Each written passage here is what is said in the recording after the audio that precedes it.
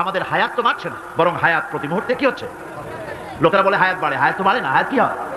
জন্মের পরের থেকে আমার জন্য রিজার্ভ আছে যতটুকু, 50 বছর বাঁচবো, 60 বছর বাঁচবো, যতটুকু হায়াত আমার জন্য নির্ধারিত করা আছে, নির্ধারণ করা আছে, প্রতিদিন একদিন একদিন করে কমে যেতেছে।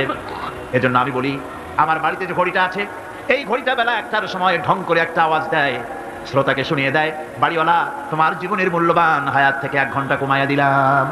2টার সময় 2টা ঘন্টা লাগায় শোনাই দিল, বান্দারে তোমার জীবনের মূল্যবান সময় থেকে 2টি ঘন্টা কমে গেল। এমনি করে দিন গেল, মাস গেল, বছর গেল, আমাদের হুঁশ হলো না। সময় চলে গেল তাস খেলে খেলে, সময় চলে গেল আমাদের খেলাধুলা করে, শয়তানি বদমাশি করে। সময় কতটুকু পেলাম? কিয়ামতের দিন, বিচারের দিনটা যেটা হবে, আল্লাহ রাব্বুল আলামিন বলেন বিচারের দিনটাই লম্বা হবে 50 আলফা সানা মিম্মা তাউদ্দুন। বিচারের দিনটা লম্বা হবে কত বছর? 50,000 বছর। কত বছর? দুনিয়ায় যেভাবে তুমি হিসাব করো, দুনিয়ার গণনা অনুযায়ী হাসরের বিচারের দিনটা হবে 50,000 বছরের মতো লম্বা।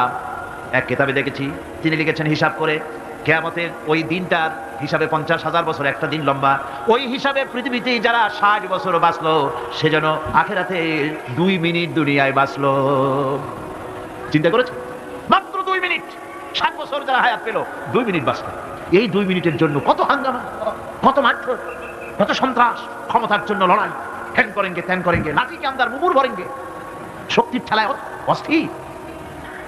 আমার বন্ধুগণ, সময় চলে যাচ্ছে, স্রোতের মতো করে কারোর জন্য সময় অপেক্ষা করতেছে না। আমাদের মৃত্যু প্রতি মুহূর্তে কাছে চলে আসতেছে।